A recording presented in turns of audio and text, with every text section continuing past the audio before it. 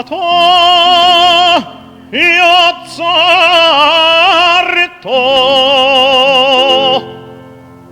אלוהיך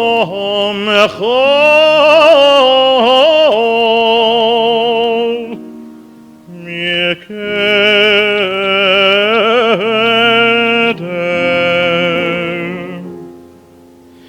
כי לישא מלאכתך ביום השביעי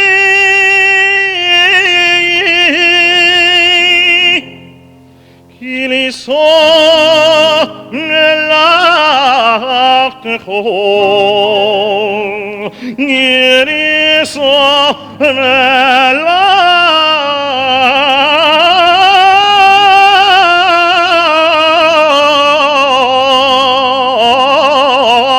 ביום השביעי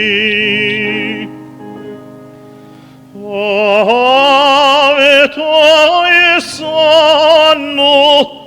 ורציס בנו ורממתנו מכל הלשונות וקידשתנו במצוותיך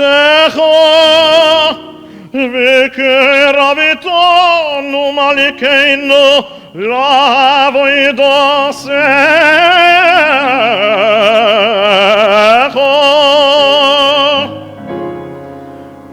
ושמך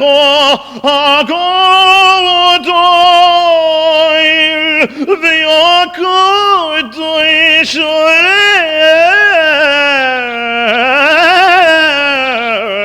לנו קורסו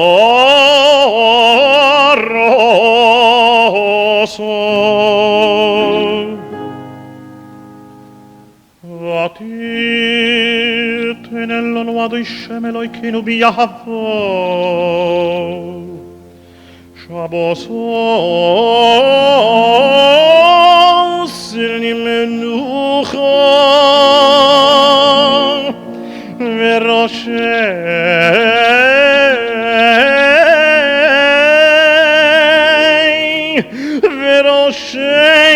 חדשים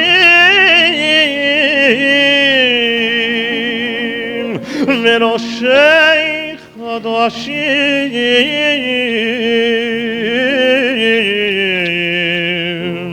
לכפרות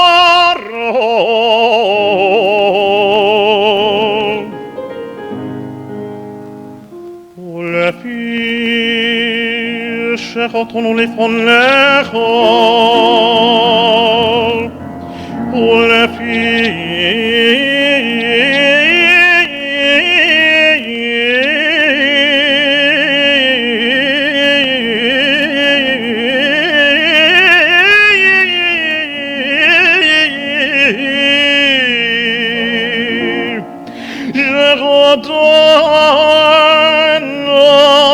לפניך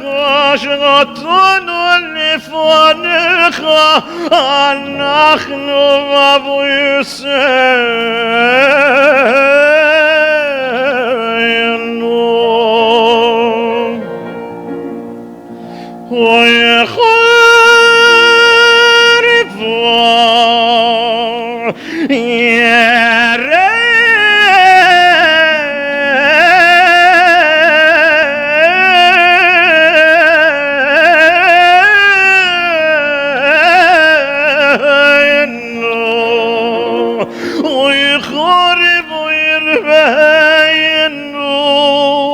ويخرب ويربينه ويشمم بين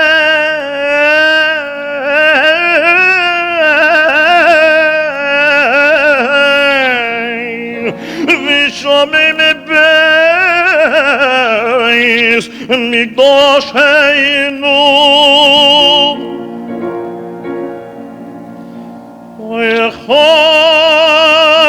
ويخربها يرين وخرب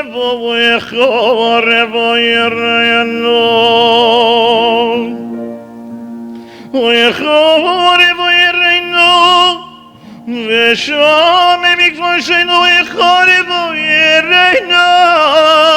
ושם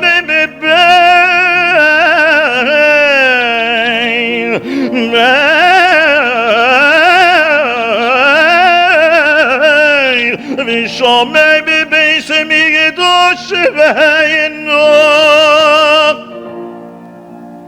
וגולו יקוב ראינו וגולו יקרנו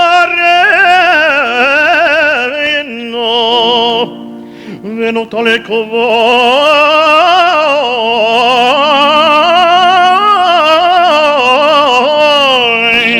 ונוטה לכבוד ונוטה לכבוד מבייס חיינו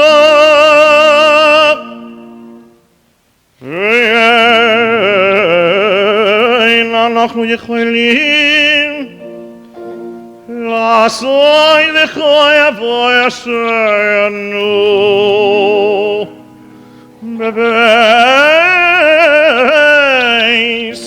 בבייס בחירו סחו